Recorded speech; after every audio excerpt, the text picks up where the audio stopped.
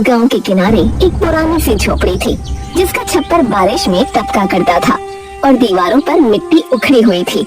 उसी में रहता था सोमू, एक आम सा मछुआरा जिसकी पत्नी गौरी उसकी आर्थिक स्थिति के चलते कभी खुश नहीं रहती थी। जा रहा हूँ। कहाँ जा रहे हो पिताजी? कहाँ जाएंगे तेरे पिताजी बेटा? वही तालाब वही मछलियाँ, तेरे लिए लड्डू पेड़े लेने जाने से तो रहे। अरे कैसी बातें करती हो गौरी? जैसा तुम काम करते हो वैसी ही बातें करती हूँ मैं। ये नहीं कि कुछ काम कर लो, इसमें कोई कमाई भी है?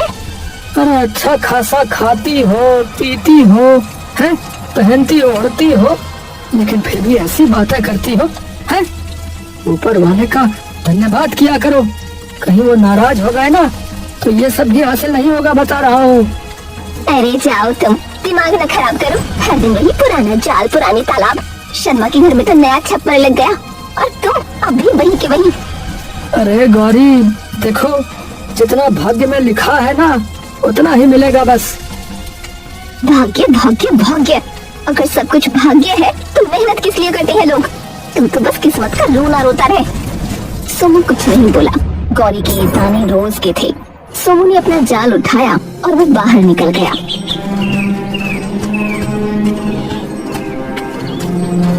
अरे चल रहे जाल, आज कुछ ज्यादा मछलियाँ पकड़ ले तो गौरी का मूड भी ठीक हो जाए।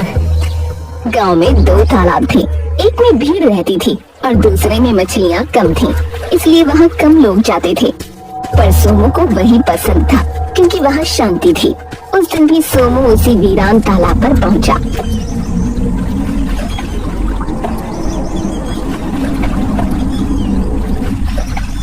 जाल फेंका, इंतजार किया, लेकिन आज कोई मछली नहीं आई। अरे भैया, आज तो एक भी मछली नहीं फंसी, ऐसा कैसे हो सकता है? उसने फिर कोशिश की, फिर दूसरी बार, तीसरी बार, पर हर बार खाली जाल। वो थक कर बैठ गया। अरे भगवान, लगता है अब भगवान भी हमसे नाराज हो गए हैं। उस दिन वो खाली हाथ लौटा।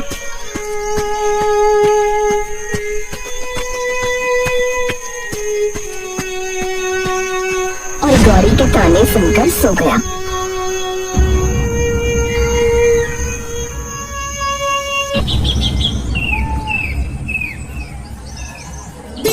अगले दिन उसने तय किया कि अब वो भी उसी तालाब पर जाएगा जहाँ सब जाते हैं। उसने उम्मीद के साथ जाल कंधे पर डाला और भीड़ वाले तालाब की तरफ निकल पड़ा।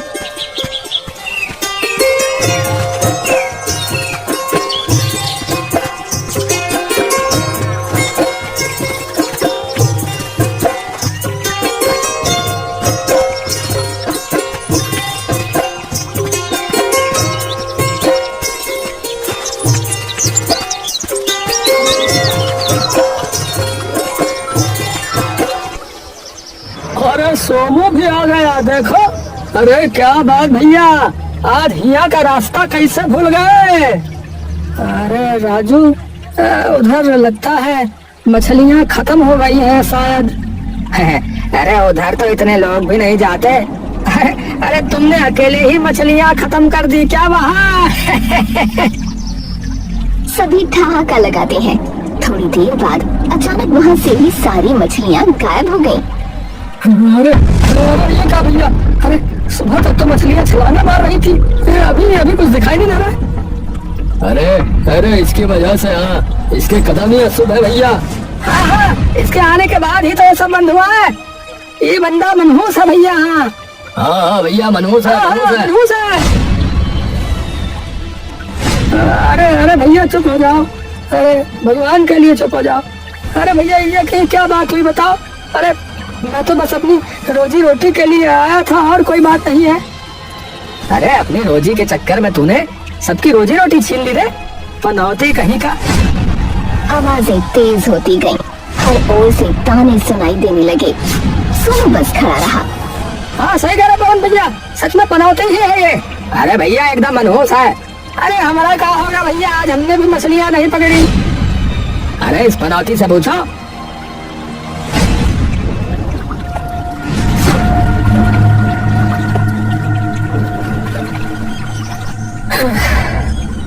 शायद ये लोग सही ही कह रहे हैं। लगता है मैं सच में पनौती ही हूँ।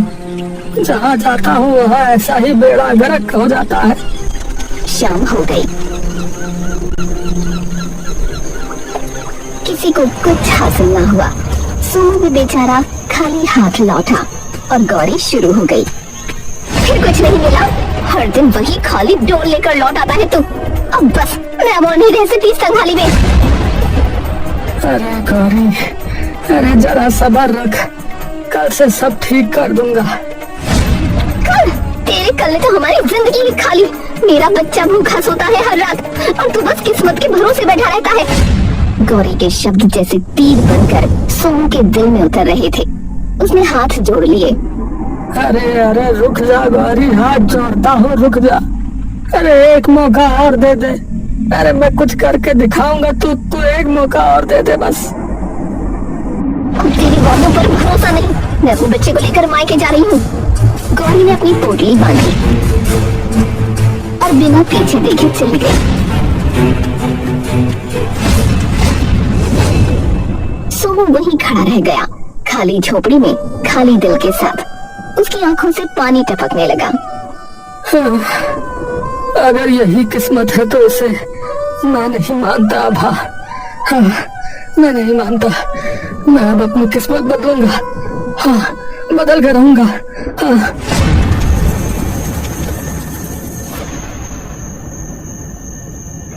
उस रात न उसने खाया न वो सोया। सुबह उठकर फिर तालाब पहुंचा।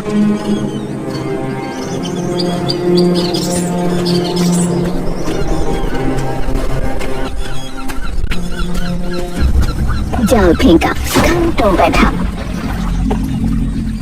लेकिन नतीजा वही सन्नाटा। अब गांव में चर्चा फैल गई थी। अरे भैया सुना है सोमू गया रहा आज फिर से तालाब पर है, सच है का? अरे थोलो भैया, अरे उतने कदम वहाँ पलटे ना, वहाँ तुम्हें तो मोटा है। अरे सच में वो मनहूस है भैया। हाँ, उसके कारण देखो पूरे गांव का धंधा चापट हो गया। बताओ। वो लोग सोमू को गांव से निकालने की सोचने लगे, जिसके लिए वो सीधा राजा शंकर देव के दरबार में उसे लेकर पहुंच गए।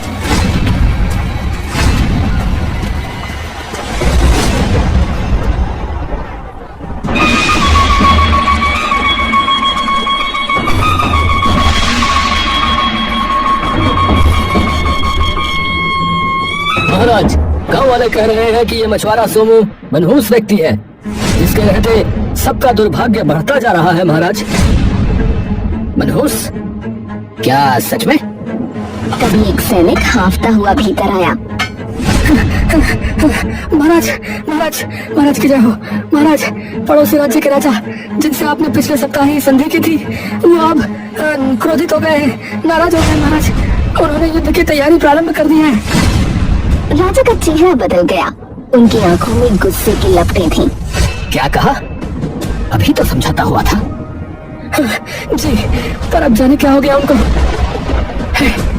ये सब इस मनहूस मछुआरे की वजह से है।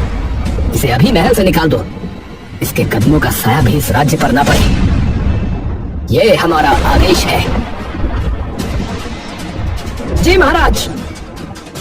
और हाँ, आज के बाद कोई भी आम व्यक्ति, विशेष तौर पर गरीब और निर्धन, इस महल में नहीं आएगा। क्या मालूम कौन मनहूस है और कौन नहीं।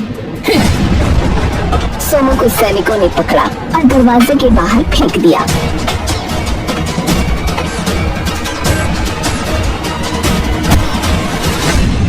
फिर गिरा, फिर भी कुछ न बोला। अरे अब जाऊं तो कहाँ जाऊं? अरे अब तक हम जब चाहते थे तब राजा के पास चले जाते थे। इस मनहूस की वजह से तो जो है अब हमारा राज दरबार का दरवाजा भी बंद हो गया भैया। अब राजा किसी से बात नहीं करेगा, कह दिया है उसने। अरे वैसे तुझे कुछ अजीब नहीं लगा? महाराज ऐसे तो नहीं थे। अरे भैया यहाँ खाने के लाले पड़े हैं और तुझे जो है महाराज की पड़ी हुई है। अरे महाराज चलो अब यहाँ से। उधर सोमू भूखा प्यासा बिना दिशा के चलता रहा। गांव के बाहर जब पहुंचा तो देखा बरगद के नीचे एक बूढ़ा साधु बैठा है। क्या हुआ पुत्र, तुम उदास क्यों हो? प्रणाम बाबा। क्या बताओ बाबा जी, सब मुझसे नाराज ही हैं। पत्नी छोड़ गई, गांव वाले ताने देते हैं, राजा ने भी मुझे अब निकाल दिया है। लगता है मैं मनहूस व्यक्ति हूँ। भाग्य से भागा नहीं जाता पुत्र, पर कभी कभी भाग्य वही मिलता है जहाँ कोई जाने का साहस नहीं करता। क्या क्या बोल रहे हैं बाबा जी, थोड़ा समझा के बताइए। देखो पुत्र, गांव के बाहर जो पुराना तालाब है ना, जहाँ कोई भी नहीं जाता, वही आज तुम्हारा भाग्य तुम्हारी प्रतीक्षा कर रहा है। पर बाबा जी वहाँ तो मछलियाँ होती ही नहीं है। कभी कभी खाली तालाब में ही खजाने छुपे होते हैं पुत्र। आजमा लो, कर्म तुम्हारा, फल उसका। सोनू ने सर झुका लिया। वो चल पड़ा उसी पुराने तालाब की ओर। तालाब शांत था, हवा ठंडी और शाम ढल रही थी। सोमू ने अपना पुराना फटा हुआ जाल उठाया और पानी में फेंका। अरे भैया चलो देख ही लेते हैं, वैसे भी अब खोने को बचा ही क्या है। थोड़ी देर बाद जब उसने जाल खींचा तो कुछ छोटी मछलियाँ मिली। उसके चेहरे पर कई दिनों के बाद मुस्कान आई। अरे वाह, अरे शायद बाबा जी बिल्कुल सत्य कह रहे थे। दिल में थोड़ी उम्मीद जगी। उसने दोबारा जाल फेंका। इस बार जब जाल खींचा तो पानी से एक चमकदार रोशनी निकली। सोनू चौंधिया गया। जाल में एक सुनहरी मछली फंसी थी। वो ऐसे चमक रही थी मानो सूरज की किरणों को निगल लिया हो। अरे भगवान, अरे ये कैसी मछली है? अरे ये तो इतनी सुंदर और इतनी चमकदार है कि क्या ही बताऊं। वो झुककर मछली को हाथों में उठा लेता है। मछली की आंखें गहरी नीली थीं और पंख सोने जैसे। अरे अरे वाह, अरे अरे आज तो किस्मत जाग गई। सही कहा था बाबा ने। पर तभी वो मछली बोल उठी। इतनी जल्दी मुझे अपनी किस्मत मत कहो सोनू। सोनू के हाथ कांप गए। उसने चारों तरफ देखा।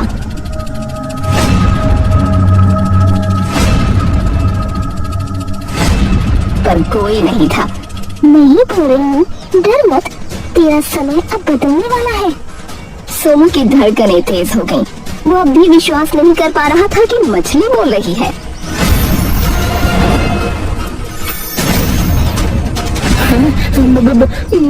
बोलने वाली मछली, ये कैसे संभव है? मुझे मारना मत, मेरी मदद करो, तुम्हारा भाग्य सुधर जाएगा। अरे अरे तुम पहले ये बताओ कि तुम बोल कैसे रही हो? ये कौन सा चमत्कार है? मैंने आज तक तो ऐसा कभी नहीं देखा। और तुमको मुझसे भले कौन सी मदद चाहिए? तुम बस मेरी बात मानो, आगे सब ठीक होगा। लेकिन लेकिन कुछ नहीं सोनू। मुझे वापस तालाब में छोड़ दो और जंगल में जाओ।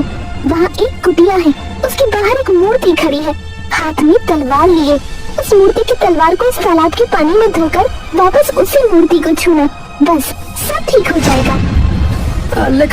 लेकिन ऐसा क्यों? ये सब किस लिए? समय आने पर सब जान जाओगे। अब जाओ ना, देर मत करो। सोमू के मन में तूफान था, शक भी, उम्मीद भी। पर जब उसने मछली की नीली आंखों में देखा तो उसमें एक सच्चाई की चमक थी। ठीक है, जैसा जैसा तुम कहती हो मैं वैसा ही करूँगा। वो जाल समेट कर जंगल की ओर बढ़ चला।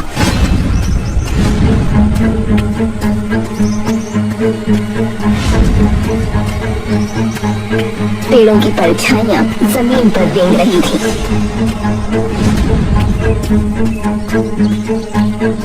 जैसे कोई पीछे पीछे चल रहा हो।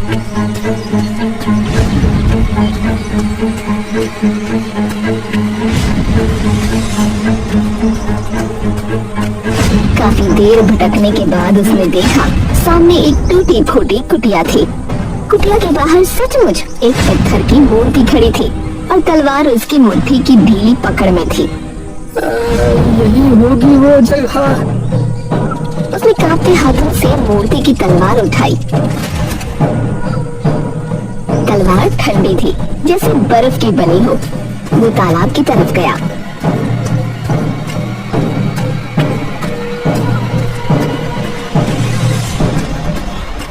तलवार को पानी में डुबोया।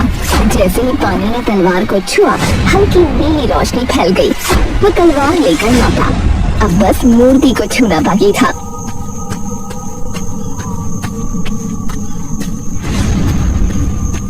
जय बजरंगबली, अब जो होगा देखा जाएगा। वो तलवार लेकर मूर्ति की ओर बढ़ा ही था कि तभी कुटिया के भीतर से एक गहरी आवाज गूंजी। कौन है? अंदर आओ, मेरी सहायता करो। सोमू ठिठक गया। उसका दिल जोरों से धड़क रहा था, पर उसने साहस जुटाया और दरवाजा धकेल कर भीतर चला गया।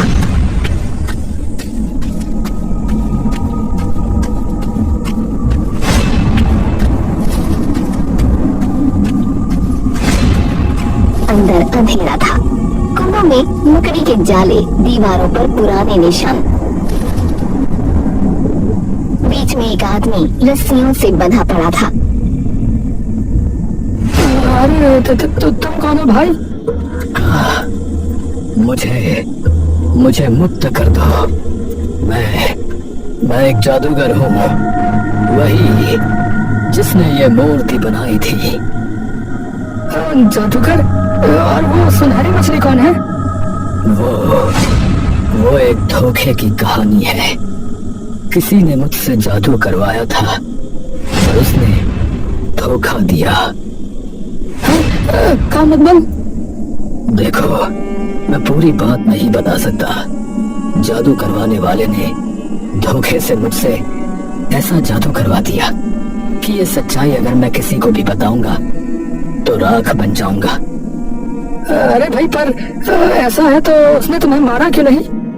क्योंकि अगर वो मुझे मारता तो मेरा किया हुआ जादू भी वहीं समाप्त हो जाता ना। इसलिए उसने मुझे इस कुटिया में बंदी बनाकर जीवित रखा। बस मुझे मुक्त कर दो सोमो, आगे का रास्ता तुम स्वयं जान जाओगे। सोमो का मन उलझ गया। फिर भी उसने सोचा, जिसने दुख झेला है उसकी मदद करनी ही चाहिए। चलो ठीक है, मैं तुम्हें अभी मुक्त करता हूँ। उसने रस्सियां खोली। जैसे ही आखिरी गांठ खुली, हवा का तेज झोंका आया। धन्यवाद सोमो, धन्यवाद। अब मैं मुक्त हूँ। जाओ, तुम्हारा भाग्य सबसे उत्तम हो। इतना कहकर वो अचानक हवा में विलीन हो गया, जैसे कभी था ही नहीं। सोनू हैरान खड़ा रह गया। अरे कहाँ चला गया? अभी तो यही था। हे प्रभु, ये क्या हो रहा है? मुझे तो पता भी नहीं है कि अब करना क्या है मुझे। उसी क्षण उसे मछली की बात याद आई। तलवार को मूर्ति से छूना। उसने तलवार उठाई और मूर्ति के पास गया।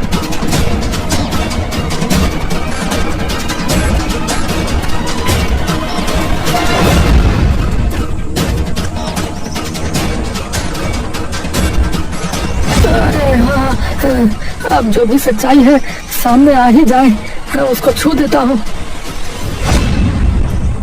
उसने तलवार से मूर्ति को छुआ। क्षण भर के लिए सन्नाटा छा गया। फिर जमीन कांपी, मूर्ति में दरारें पड़ने लगी और अंदर से एक तेज रोशनी फूटी। सोनू की आंखें ढक गईं। जब रोशनी थमी तो मूर्ति की जगह पर एक इंसान खड़ा था। अरे, आखिर किसने मुझे इस शाप से मुक्त किया? अरे महाराज शंकर देव, अरे महाराज आप यहाँ कैसे? हाँ, मैं ही हूँ। मुझे किसी ने छल से इस रूप में कैद कर दिया था। अरे मधुबन जो महल में है वो असली राजा नहीं है? नहीं सोमू, वो एक बहरूपिया है जिसने मुझे छल से मूर्ति बनाया, परंतु तुमने मुझे मुक्त किया है, इसलिए अब सच का पर्दा उठेगा। चलो मेरे साथ चलो, अब महल लौटने का समय आ गया है।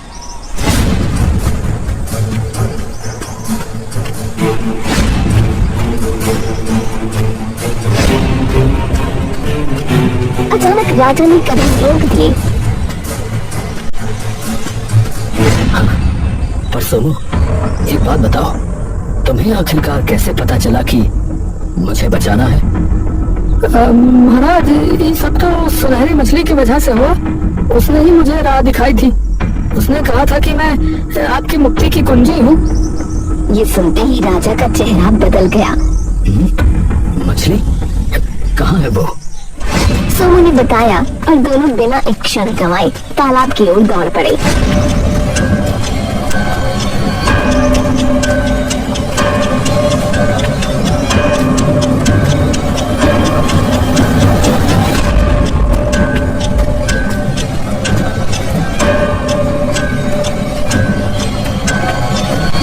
पहुंचे तो देखा वही सुनहरी मछली किनारे तैर रही थी, जैसे किसी का इंतजार कर रही हो।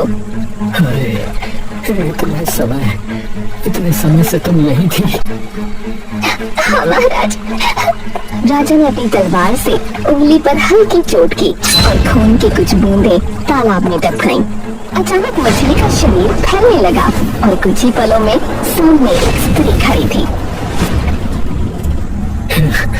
प्रिय, हे प्रिय, मेरी रानी। हाँ, इस मछुआरे ने हमें मुक्त किया है मेरे स्वामी। मैं तो बस आदेश का पालन कर रहा था महाराज। चलिए महल चलते हैं अब। तीनों महल लौटे।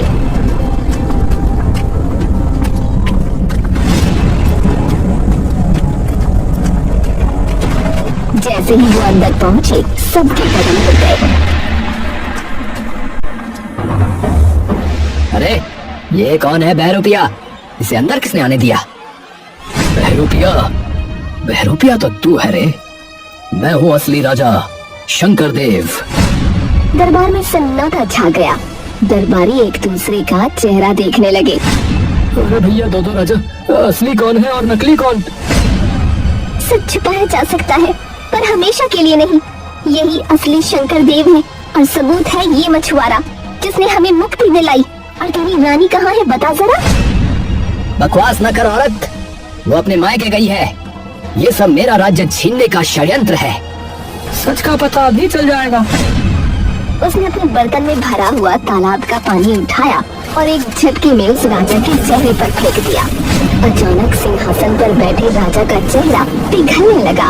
वो चिल्लाया पर उसका रूप बदल गया और नीचे से निकला एक नया चेहरा।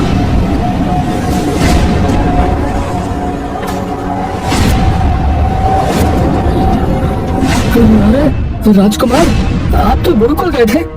हे भगवान, बेटा तुम हमारे साथ छल करने वाला है, हमारा ही खून था। मैं समझ रहा हूँ। इसे भय था कि मैं इसे उत्तराधिकारी नहीं बनाऊंगा, इसी कारणवश इसने ये किया। राजा का अंदाजा बिल्कुल सही था। राजकुमार ने इसीलिए ये किया था। महारानी, मैं राजकुमार को इस राज्य का राजा नहीं बना सकता। वो बहुत ही क्रूर व्यक्ति है। मैं अपनी जनता को तड़पते हुए नहीं देख पाऊंगा। राजा के लिए मैं किसी अच्छे व्यक्ति का चुनाव करूंगा। मुझे गद्दी चाहिए। अगर पिताजी ने ना दी तो मैं छीन लूंगा। अब न्याय होगा। इस विश्वासघाती को कारागार में डाल दो। सैनिक आगे बढ़े।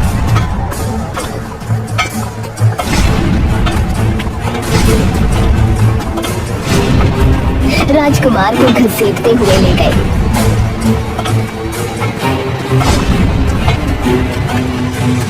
राजा शंकर देव की जय, राजा शंकर देव की जय, राजा शंकर देव की जय। नहीं, अब से असली राजा वह है जिसने मुझे मुक्त किया। अरे महाराज, मैं तो बस एक गरीब मछुआरा हूँ और कुछ नहीं। तुम्हारी सच्चाई और साहस ने वो कर दिखाया जो सेनाएं नहीं कर सकी। तुम्हारे भाग्य ने तुम्हें यहाँ तक पहुँचाया है सोमू। अब इसे अस्वीकार मत करना। पर मेरा भाग्य तो ऐसा है महाराज कि जिस तालाब पे मैं पहुंचा वहाँ मछलियाँ ही गायब हो गई। वो आपका भाग्य नहीं, हमारे नकली राजा की करतूत थी। उन्होंने एक ऐसी औषधि डलवाई थी ताकि तालाब सूख जाए और वो उसे अपने काम में ला सके। क्या? अब तो मान गए ना सोमू अपने भाग्य को। आज से तुम इस राज्य के रखवाले हो, क्योंकि सच्चा राजा वही है जिसके हृदय में दया और सत्य बसता हो। उसी पल दूर गांव में बैठी गौरी तक ये खबर पहुंची। वो दौड़ी दौड़ी महल पहुंची।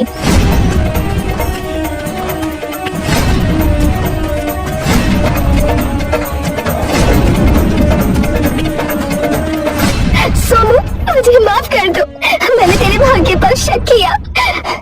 भाग्य से भागा नहीं जाता गौरी, बस उसे पहचानने की देरी होती है।